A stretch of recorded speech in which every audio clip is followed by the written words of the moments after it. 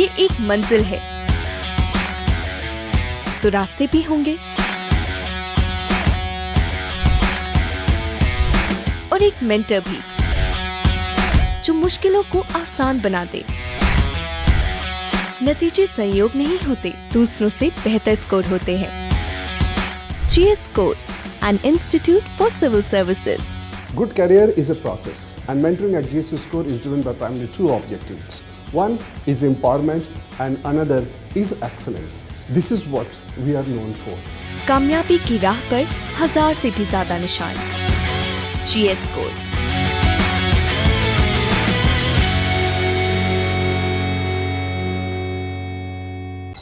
मेरा नाम परसनजीत कौर है और मैं डिस्ट्रिक्ट पुंछ से बिलोंग करती हूँ, जम्मू एंड कश्मीर से।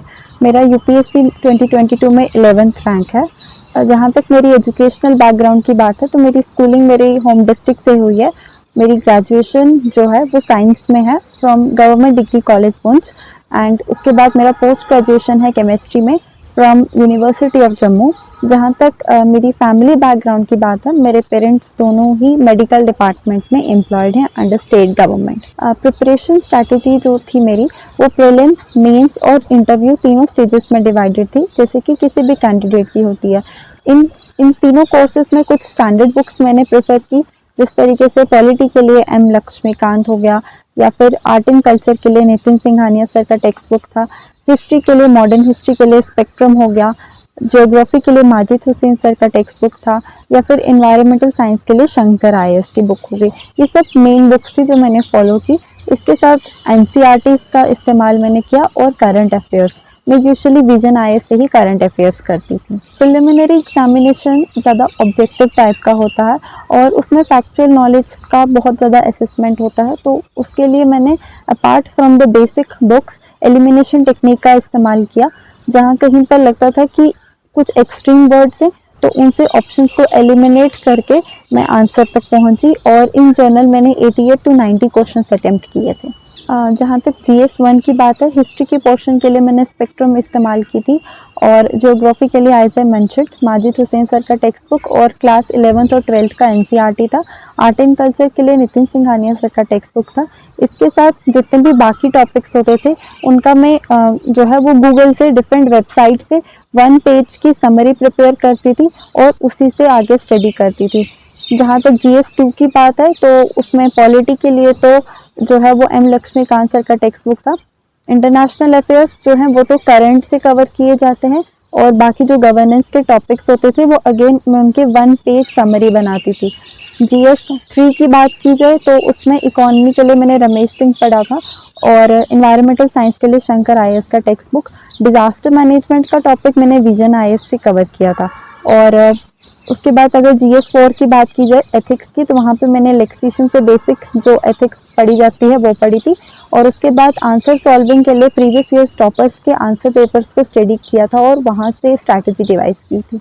आंसर राइटिंग की बात की जाए तो ये एक कंटिन्यूस प्रोसेस होती है। ऑफन जो फर्स्ट आंसर लिखा जाता है वो वर्स्ट आंसर होता है, और आंसर्स के लिए मैं प्रीवियस ईयर्स जो टॉपर्स होते हैं उनके आंसर शीट्स को स्टडी करती थी, और उनके आंसर शीट्स को स्टडी करके then I used to write. हर डे करीब 5 to 6 आंसर्स मैं लिखती थी। जहाँ तक नोट मेकिंग की बात है तो मैंने डिजिटल नोट्स नहीं बनाए हैं, मैंने हैंड रिटन नोट्स बनाए थे, क्योंकि मुझे लगता था कि हाथ से लिखी हुई चीज़ ज़्यादा अच्छे से रिटेन होती है।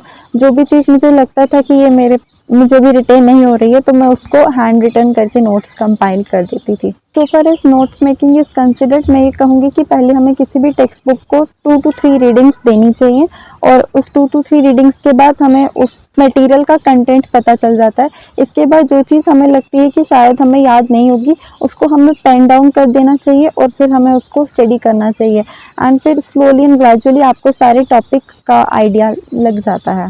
जबकि मेरा मास्टर्स इस दौरान कंटिन्यू था तो मैं सिविल सर्विसेज के लिए फुल फ्लेज्ड प्रिपरेशन नहीं कर सकती थी, बट ऑन एन एवरेज में पर डे करीब 7 to 8 आवर्स सिविल सर्विसेज की प्रिपरेशन के लिए देती थी, और इस टाइम को मैं मॉर्निंग सेशन में और इवनिंग सेशन में जो है वो डिवाइड कर देती थी। और apart from studying new things मैं एडिक्वेट टाइम रिवीजन को भी दिया करती थी। मैं ये कहूँगी कि एज ह्यूमन बींग्स हमारा हर एक डे जो है वो डिफरेंट होता है, और एक सेट टाइम टेबल से शायद हम कुछ नहीं कर पाएंगे। तो मैं ये कहूँगी कि हमें हर डे का इनफैक्ट अपना रूटीन बना लेना चाहिए कि आज हमें कितने टारगेट्स को अचीव करना और कितने टारगेट्स को अचीव करना। उससे एक तो हमारा प्रिपरेशन भी ठीक रहेगा और दूसरा किसी तरीके का स्ट्रेस भी नहीं होगा। सिविल सर्विसेज के लिए बहुत से डूज एंड डू नॉट्स होते हैं। सबसे पहली बात तो ये होती है जो डू में आ जाती है कि हमें सिलेबस को अच्छे से अंडरस्टैंड करना है। सेकेंड डू ये रहता है कि प्रीवियस ईयर्स क्वेश्चन पेपर्स को जो है वो अंडरस्टैंड करना होता है, क्योंकि उससे हमें क्वेश्चंस की डिमांड पता चल जाती है। इसके साथ आई थिंक जो थर्ड इम्पॉर्टेंट डू है वो ये रहेगा कि हमें अपने सिलेबस, हमें अपने सोर्सेज को हमेशा लिमिट करके रखना चाहिए, क्योंकि जितने ज़्यादा सोर्सेज हम प्रेफर करेंगे हम कंफ्यूज हो जाएंगे। And fourth thing I think which is very important in the do section is that कि हमें आंसर राइटिंग के ऊपर फोकस करना चाहिए, क्योंकि mains is all about answer writing. जहाँ तक डू नॉट्स की बात है तो मैं ये कहूँगी कि हर एक सोर्स के पीछे ना भागना सबसे बड़ा डू नॉट है।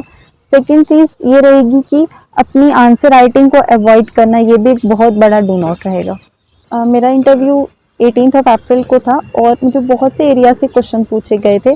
फॉर एग्जांपल जम्मू कश्मीर से रिलेटेड मुझे पूछा गया था कि जम्मू कश्मीर में किस तरीके की क्रॉप्स की कल्टीवेशन की जाती है। इसके साथ मुझे ये भी पूछा गया था कि जम्मू कश्मीर में स्पोर्ट्स का क्या सिचुएशन है इस समय। इसके बाद मेरा जबकि मास्टर्स केमिस्ट्री में था तो मुझे मेरे सब्जेक्ट से रिलेटेड कुछ क्वेश्चंस पूछे गए थे। मेरा ऑप्शनल जोलॉजी था और उससे भी रिलेटेड मुझे क्वेश्चंस पूछे गए थे। ये सब इंपॉर्टेंट एरिया से, और इसके साथ करंट अफेयर्स को भी कवर किया गया था इंटरव्यू में जैसे ही इंसान एंटर करता है तो बहुत ज़्यादा स्ट्रेस होता है और बहुत ज़्यादा प्रेशर भी बिल्डअप हो जाता है, क्योंकि ये इंटरव्यू एक डिसाइडिंग स्टेज होती है कि आप कहाँ जाने वाले हैं। लेकिन फिर अल्टीमेटली इसको अच्छे से कॉप करके ही हैंडल किया जाता है। जहाँ तक मेरे इंटरव्यू की बात है तो मुझे जम्मू कश्मीर की सिक्योरिटी रिलेटेड क्वेश्चंस बहुत ज़्यादा पूछे गए थे और इसके साथ मुझे आई थिंक मेरा मास्टर्स जबकि केमिस्ट्री में था तो मुझे ये पूछा गया था कि why have you taken zoology as your optional and not chemistry.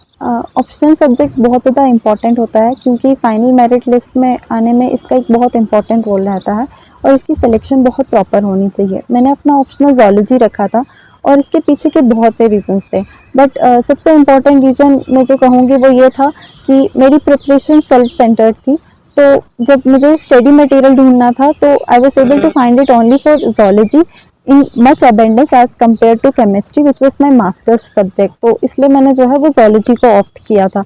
Additionally chemistry में, ऑर्गेनिक केमिस्ट्री में मैं इतनी कंफर्टेबल नहीं थी और इसलिए मैंने जोलॉजी को ही ऑप्ट किया था। जहाँ तक सोर्सेज की बात है तो जोलॉजी को कवर करने के लिए मैंने अपने ग्रेजुएशन का मटेरियल पढ़ा था, जिसमें कि कुछ इंपॉर्टेंट बुक्स जैसे एच.एन. श्रीवास्तव सर की टेक्स्ट बुक आती है या फिर आर.एल. कोटपाल सर की बुक आती है या शास्त्री सर की बुक आती है, वो सब इंपॉर्टेंट टेक्स्ट बुक्स थी। और इसके साथ साथ अगर मैं बात करती हूँ तो मैंने कुछ ऑनलाइन वेबसाइट्स का, जिस तरीके से स्टडी एंड स्कोर हो गया या फिर ISZology.com हो गया, और इसके साथ काजल जावला मैम के जोलॉजी के नोट्स, ये सब रेफ़र किए थे। जहाँ तक ऑप्शनल की चूज़ करने की बात है तो मैं सबको यही एडवाइस करूँगी कि आपको वो ऑप्शनल सेलेक्ट करना चाहिए जिसमें आप कंफर्टेबल फील करते हैं। मोस्ट प्रोबेबली आपको एक ऐसा ऑप्शनल चूज़ करना चाहिए जिसमें आपने अपना ग्रेजुएशन किया है, क्योंकि आपका उसके ऊपर स्ट्रॉन्ग होल्ड होता है। और इसके साथ मटेरियल की अवेलेबिलिटी भी आप चेक कर लीजिए कि किस ऑप्शनल में आपको मटेरियल इजीली अवेलेबल होगा और उस तरीके से आप अपना ऑप्शनल जो है वो सिलेक्ट कर सकते हैं। मॉक टेस्ट प्रीलिम्स के लिए मैंने नहीं दिए थे, बट मैंने मेंस के लिए मॉक टेस्ट दिए थे विजन IAS में। और जहाँ तक इंटरव्यू की बात है तो मैंने 2-3 इंटरव्यूज़ ऑनलाइन और एज वेल एज ऑफलाइन दिए थे। थोड़ा सा टाइम तो मैं स्पेयर करती ही थी और उस टाइम पे कई बार कुछ वेब सर्चिंग कर लिया या फिर टेलीविज़न वॉच कर लिया। ये सब चीज़ें जो है अपनी फ्री टाइम पे मैं किया करती थी। UPSC प्रिपरेशन बहुत से सैक्रिफाइसेस मांगती है और डेफिनेटली मैंने भी बहुत किए। मैंने सोशल मीडिया से बिल्कुल डिस्कनेक्ट रही और अभी भी मेरा कुछ एक्सेप्ट व्हाट्सएप और किसी सोशल मीडिया पे कोई भी अकाउंट नहीं है।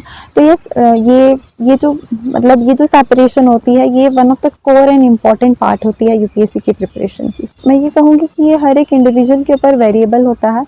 मेरे केस में मैंने कोचिंग नहीं लिया था, बट अगर आपको लगता है कि आपको किसी मेंटर का नीड है जो कि आपको बेटर गाइड कर सकता है तो उस समय आप कोचिंग ले सकते हो। एक ब्लैंकेट बैंग येस भी नहीं होता है और नो भी नहीं होता है। ये प्रिपरेशन जितनी लंबी होती है उतने ही इसमें ऑब्स्टैकल्स होते हैं, क्योंकि अल्टीमेटली जितना हाई गोल होता है उतनी परेशानियां भी आती हैं। प्रिपरेशन में हर तीसरे दिन इंसान को लगता है कि अब नहीं होगा, बहुत डीमोटिवेटिंग हो जाता है, बट उस समय एक स्पिरिट रखनी होती है कि अगर हमें ये करना है तो हमें बीच में नहीं छोड़ना है, और वो स्पिरिट बहुत इंपॉर्टेंट होती है। इसके साथ फैमिली का सपोर्ट भी बहुत इंपॉर्टेंट होता है, क्योंकि वो आपको जो है आपकी स्पिरिट को बरकरार रखने में मदद करता है। मैं ये कहूँगी कि जो भी अपनी प्रिपरेशन स्टार्ट कर रहे हैं उनको सबसे पहले एनसीईआरटी से पढ़ना चाहिए, क्योंकि एनसीईआरटी हमें एक बेस क्रिएट करने में मदद करती हैं। इसके बाद जो स्टैंडर्ड बुक्स, जो कि अभी मैंने पहले कुछ समय कही थी, उन बुक्स को रेफर करना चाहिए, और साथ ही साथ करंट अफेयर्स को जो है वो कवर करना चाहिए। अगर आप एक फुल फ्लेज्ड प्रिपरेशन कर रहे हो तो I think 2.5 years are sufficient, but अगर आप उसके साथ कुछ और भी कर रहे हो तो 3 to 4 years are very common. मेरे भी इस केस में इतना टाइम तो लगा ही है। एक्चुअली जब हम यूपीएससी की प्रिपरेशन शुरू करते हैं तो हम लोग बहुत वो होते हैं कि we use to study about 18 to 20 hours per day, but इतना लंबा स्टैमिना बहुत समय के लिए मेंटेन नहीं रह सकता, क्योंकि एज ह्यूमन बींग्स हमारी लिमिटेड कैपेबिलिटी होती है। तो मैं ये कहूँगी कि हमें शुरू से ही अपना एक लिमिटेड टाइम रखना चाहिए। Say for example 6 to 7 hours per day. जब मैंने अपना प्रिपरेशन स्टार्ट किया था तो I used to study for civil services just about 2 to 3 hours per day, and slowly and gradually I just scaled it up. So I would say कि instead of fixing such high targets, we should fix those targets which are within our reach. इसके साथ मैं ये कहूँगी कि जैसे आप civil services की प्रिपरेशन कर रहे हैं तो आपको बिल्कुल भी जो नहीं है वो छोड़ना चाहिए अपनी हॉबीज़ को। आप जो भी हॉबीज़ प्रेफर कर रहे हैं आप उसको कंटिन्यू रखें। बी इट अगर आप कुछ गेम खेलते हैं तो आप वो भी कंटिन्यू रख सकते हैं, या फिर कोई भी और चीज़ जो भी आप करते हैं जिससे आपको रिलैक्स फील होता है, आपको वो चीज़ कंटिन्यू रखनी चाहिए, क्योंकि वो आपको प्रिपरेशन में डी स्ट्रेस करने में मदद करेगी, और इसके साथ साथ वो आपकी सारी प्रिपरेशन को एक अच्छा एक्सपीरियंस आपके लिए बना के रखेगी। On the basis of my mains and interview मुझे ये असेसमेंट था कि शायद मेरा सिलेक्शन हो जाएगा समवेयर अराउंड टॉप 100, बट इस तरीके का रैंक होगा ये चीज़ मुझे एक्सपेक्टेड नहीं था। मैं ये कहूँगी कि एरिया ज़रूर एक लिमिटेशन होती है आपको बहुत सी चीज़ों में, वो बहुत बड़ा ऑब्स्टैकल भी होती है, बट फिर वो आपको रोक नहीं सकती है। मेरे केस में भी since I was belonging from a remote area बहुत सी प्रॉब्लम्स होती थी, मटेरियल को गेन करने में भी बहुत प्रॉब्लम होती थी, and we had to search it from another district I would say. लेकिन फिर मैं यही कहूँगी जो भी लोग रिमोट एरिया में हैं, आजकल इंटरनेट का बहुत बड़ा एक्सपेंशन हो चुका है और हम एक डिजिटल रेवोल्यूशन की एरा में रह रहे हैं। इस एरा में हमें इंटरनेट को जितना पॉजिटिवली हो सके हमें इस्तेमाल करना चाहिए, और आप मेक श्योर कि आपके पास जितने रिसोर्सेज हैं उनको आप बेस्ट इस्तेमाल करके अपनी डेवलपमेंट करो, हॉलिस्टिक डेवलपमेंट करो, और आपके जो भी टारगेट्स हैं आप उसको अचीव करो। जहाँ तक मेरी प्रीलिम्स की प्रिपरेशन की बात है तो उस समय मैं जम्मू यूनिवर्सिटी में थी, तो प्रीलिम्स का जो प्रिपरेशन था वो जम्मू यूनिवर्सिटी से ही हुआ था, हॉस्टल से ही हुआ था, और यूनिवर्सिटी की सेंट्रल लाइब्रेरी से ही हुआ था। But so far as mains and interview was considered, वो मेरा सेल्फ सेंटर्ड था और वो मैंने अपने घर से ही प्रिपरेशन की थी। जहाँ तक कंटेंट की बात होती थी तो कई बार कुछ चीज़ें जो है वो समझ नहीं आती थी, पर्टिकुलरली अगर ज्योग्राफी या इकोनॉमिक्स के बहुत से कंसेप्ट्स होते हैं तो वहाँ पे भी मैं वो टॉपिक गूगल कर देती थी। फॉर एग्जांपल अगर हमें लैंडफॉर्म्स को स्टडी करना होता था तो आई जस्ट गूगल डिट की लैंडफॉर्म्स, उसके बाद आगे यूपीएससी लिख के, तो बहुत से आपके पास ऑनलाइन आपको मिल जाता है मटेरियल, तो मैं वहाँ से उनको पढ़ा करती थी। इसके बाद मैंने प्रीवियस ईयर्स टॉपर्स के जो मॉक इंटरव्यूज़ थे वो देखे थे during the course of interview preparation, और उन्होंने भी उस समय मेरी बहुत ज़्यादा मदद की अपने आंसर्स को फ्रेम करने में प्रॉपर तरीके से। मैंने जबकि कोई एक पर्टिकुलर वेबसाइट नहीं फॉलो की थी तो मैं ऐसे सच नाम नहीं ले सकती, बट हमारे पास बहुत सी ऑनलाइन वेबसाइट्स होती हैं, B it vision IAS, B it insights on India, B it clear IAS, B it Byju's. आप इन सब का मटेरियल बहुत अच्छा होता है, आप इनको रेफ़र कर सकते हैं। मेरा फ्यूचर का कोर्स ये रहेगा कि आई एम होपफुल कि मुझे इंडियन एडमिनिस्ट्रेटिव सर्विसेज अलॉट होगा, और उसमें मेरा जो प्रायोरिटी रहेगा वो 2 एरियाज़ में रहेगा, health and education sector. Particularly जो गवर्नमेंट सेक्टर है उसके ऊपर मेरा फोकस रहेगा, ताकि सब लोग जो डिप्राइव्ड हैं वो उठ सकें ऊपर। I would like to thank DKT for coming here, and despite the weather situation and distance they managed to come here and take our voice to the students। मैंने भी जब अपनी प्रिपरेशन में डीकेटी के बहुत से वीडियोस देखे थे, स्पेशली अगर मेरे को एक याद है वैशाली सिंह मैम का, और उसने मुझे उस इंटरव्यू ने मुझे बहुत ज़्यादा हेल्प किया था। I would like to thank entire team.